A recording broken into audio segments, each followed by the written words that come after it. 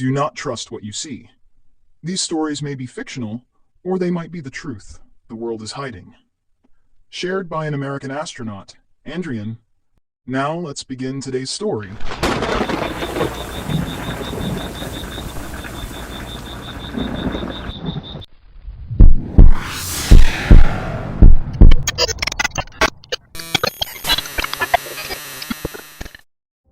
Hello friends, my name is Adrian and I'm from the United States of America. I'm a retired astronaut. From 1970 to 1990, I worked for NASA. We carried out missions that, if an ordinary person ever learned about them, would be terrified. This information is classified. That's why, even after retiring, I live in a major city, but I'm not allowed to leave a specific area. I need permission to go anywhere. I can't meet any ordinary person. There's always a guard with me. I have to get permission to talk to anyone, and that permission is never granted. There's only one reason for this. NASA carried out missions whose details are kept secret forever. I worked for NASA for 20 years, and I've traveled through space. As far as you know, from 1969 to 1972, humans went to the moon several times. And apart from that, humans haven't set foot on any other planet.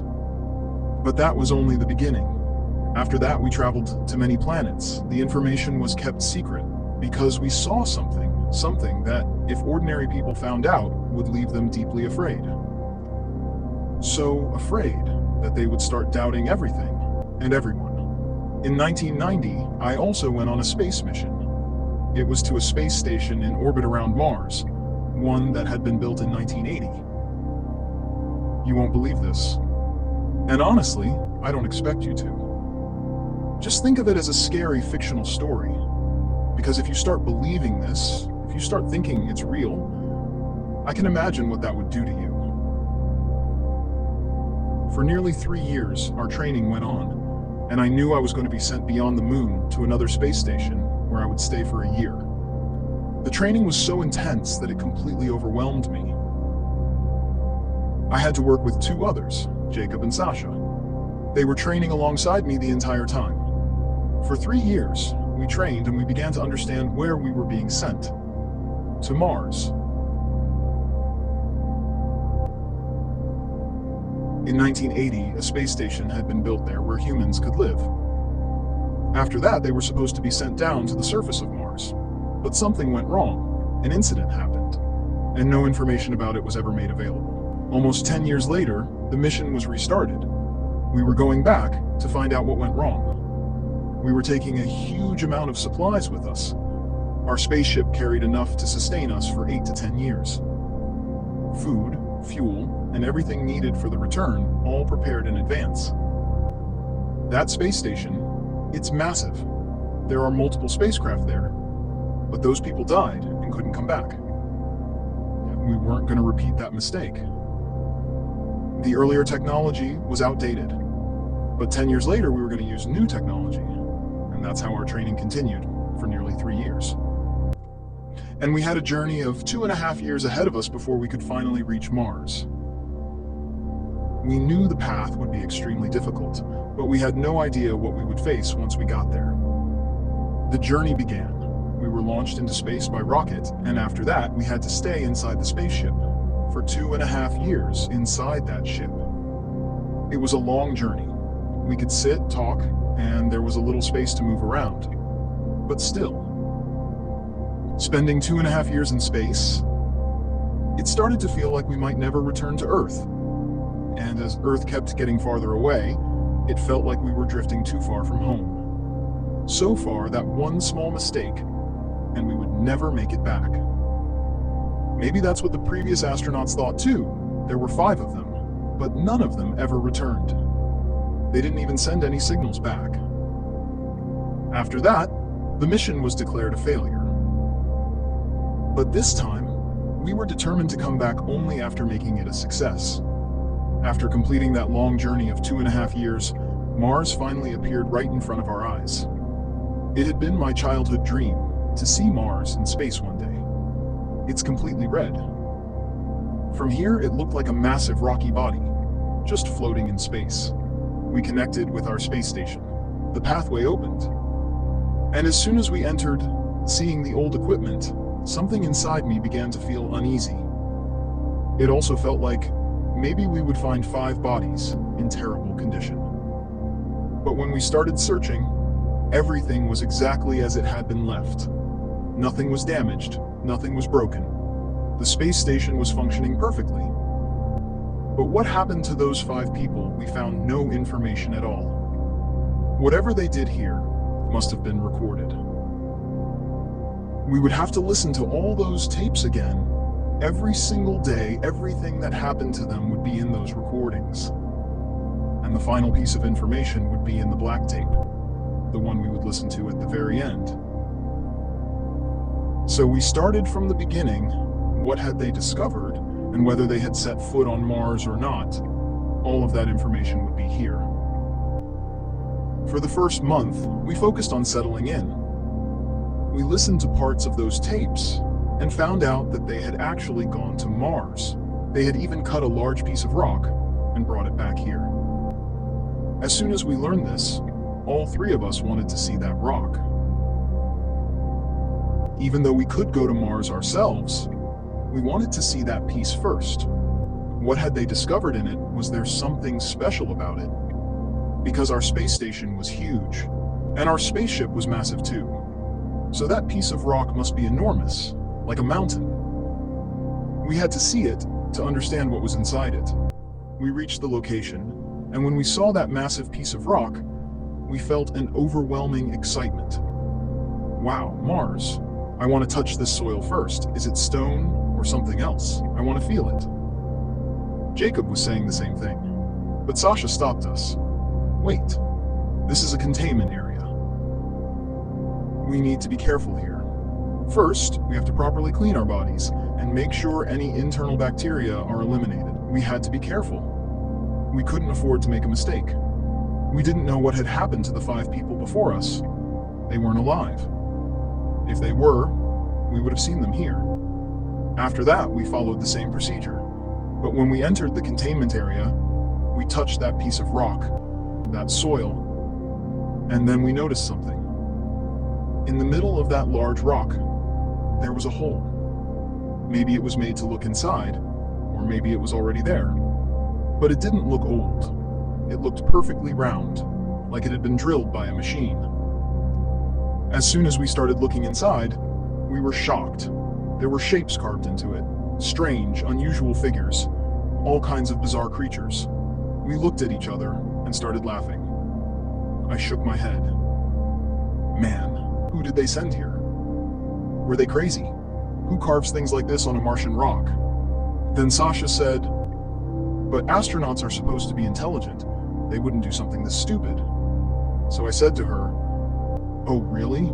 So you're saying these figures inside the rock were already there? That means aliens live on Mars? You actually believe that? We've never seen any aliens. And even if someone did, NASA would have kept it secret. I don't know anything about that. But if aliens are that advanced, do you really think they'd carve weird animals inside rocks?" Don't say things like that. It sounds ridiculous. This is the work of those astronauts.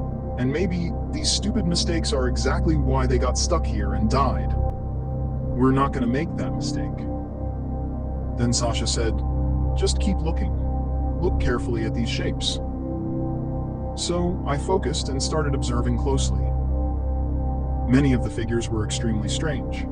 As I kept looking, I noticed something else inside the rock. There was a shape, but it didn't look carved. It looked like a structure. I touched it carefully. It felt like bones, like a skeletal form. It looked almost human. Then Sasha said, "Now tell me, is this also the work of astronauts? I think they brought this piece of rock here for a reason.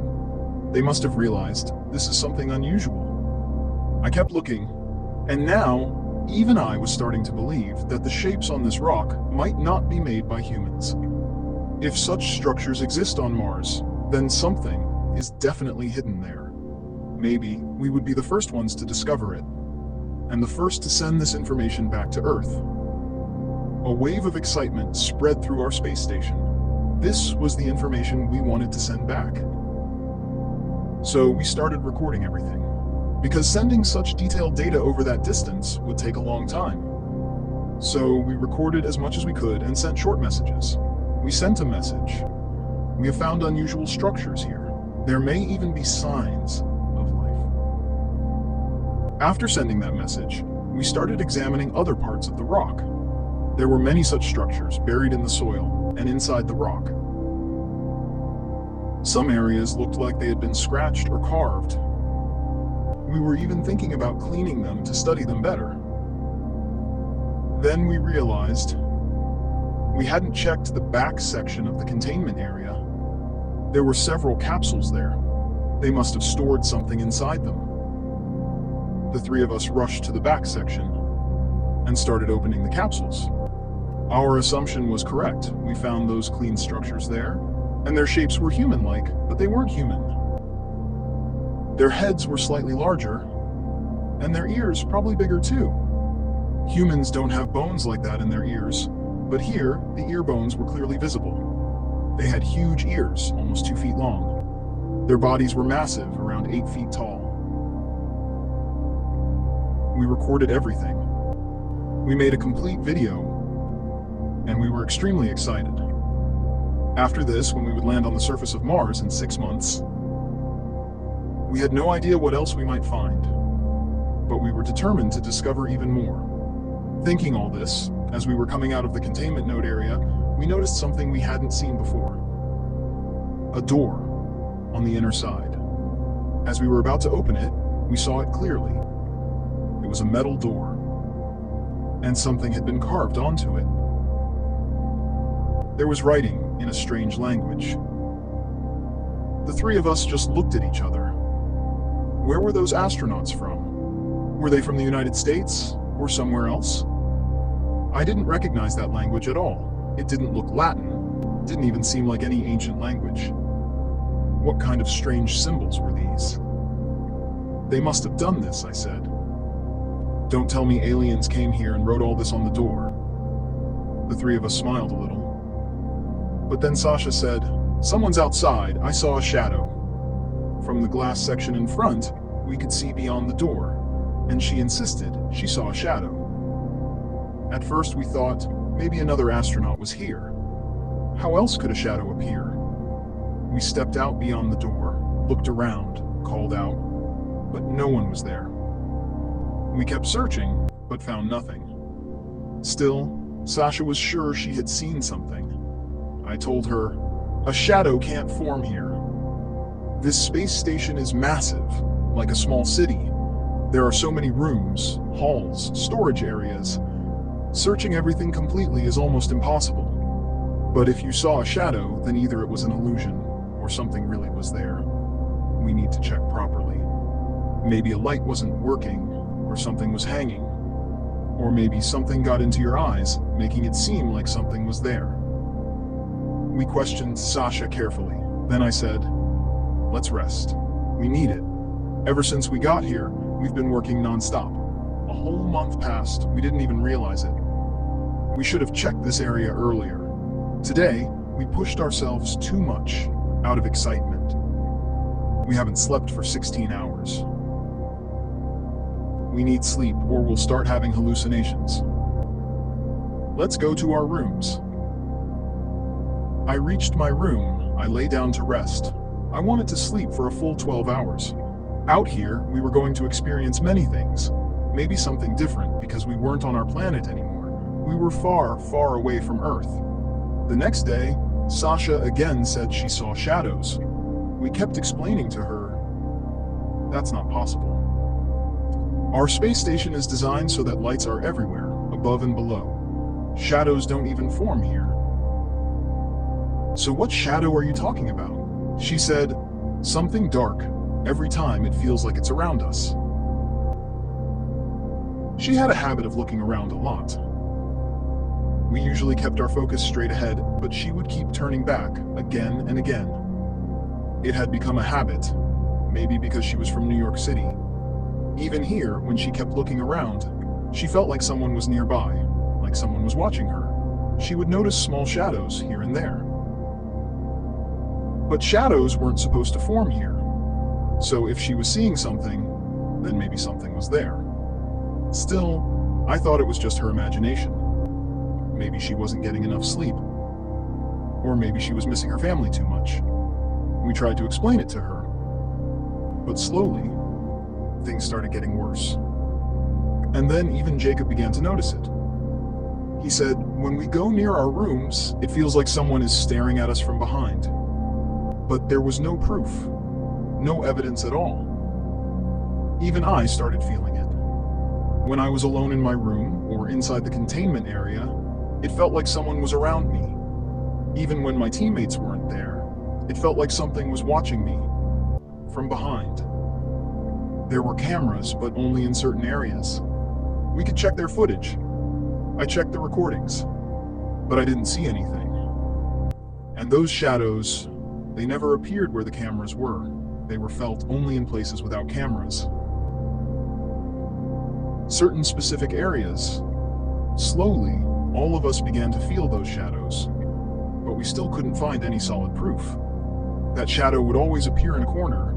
Sometimes something seemed to move. Sometimes it felt like a faint breathing sound, very light, barely noticeable. The three of us decided these were just hallucinations. We were far from Earth. Maybe the environment was affecting us. Maybe radiation was affecting our minds. One day, Sasha came running out of the logistics area. She said, "I saw someone outside the window floating, but it was blurry, like a ghost. It looked human, but it was a ghost." The way she was talking, it felt like she was losing her mind. She said she saw a ghost, but ghosts don't exist. And even if they did, they would be in places where someone had died. Like the stories people tell about graveyards on Earth, there's no proof of them. And those who claim to see them might just be imagining things. Was Sasha imagining too? She took both of us to that window. From there, Mars was clearly visible, at least one side of it. She pointed outside and said, "I saw someone floating out there, but they were blurry, you could see right through them. It was a human, and they weren't wearing a spacesuit." Hearing this, I couldn't stop laughing. I said, "Sasha, think for a second. Even if it was a human, do you know what radiation would do to them? There's extreme radiation in space. They wouldn't survive. And you're saying they were floating outside?" Sasha waved at me and said hi. That was it. Both of us burst out laughing. We laughed a lot, and we started laughing at Sasha. We kept laughing and laughing. Sasha got angry. Later, we calmed her down. But until that evening, she kept saying the same thing. That thing was real. It looked human, blurry. It was a ghost. It waved at me. She was so upset that in the end, we had to go along with her. We said, fine, maybe she saw a ghost. But I started thinking, what if the hallucinations were increasing? What if it was starting to affect all of us? We decided to use medication. We had to take those pills every day, the ones meant to prevent hallucinations. All three of us started taking one pill every morning. For the next 3 to 4 days, nothing unusual happened. No shadows. Sasha didn't see any ghost. Nothing floating outside in space. But after a few days, something happened that truly scared us. I was exercising, running on the treadmill. When Jacob came running toward me, he said, "We're getting signals. I said, "It must be from Earth." The messages we sent were finally getting a reply. It takes time for signals to travel and come back. After all this time, it must be something important. That's what I thought as I went with him. But then, Jacob played the message and said, "This isn't from Earth. It's coming from Mars." I looked at him. "Have you lost your mind? You're saying we intercepted a signal from Mars?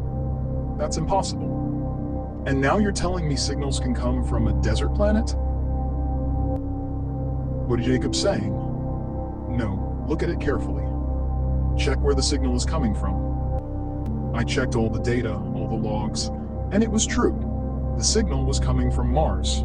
From our space station, I tried to listen to that message. The signals were strange. They weren't properly intercepted. It felt like a specific message had been sent to us. We needed to decode it. But how? Everything was beyond our understanding. We wrote it down, but none of it made sense. So we began the process of decoding it. We had several large reference books with us. We had prepared for this possibility that maybe, somewhere, we might find life. Or maybe, aliens might try to contact us. That's why we carried decoding materials with us. So we started decoding the signal. As the process went on, we began to think, maybe this signal could have come from anywhere. Maybe from the core of Mars itself. Maybe there was no real source behind it. Maybe it was just space waves, random signals that exist everywhere. Maybe it was a fake message, something that wasn't sent but formed on its own. But Jacob said, how can something like this form on its own? These look like mixed words, like actual characters. We need to spend more time on it. We spent 3 days, and finally we were able to decode it. The message became clear. It was a coded signal, and once decoded, it made sense. The meaning was, we are still here. When Jacob, and Sasha read that message, all 3 of us were stunned. Could this really be a message from Mars? What could it mean? It said,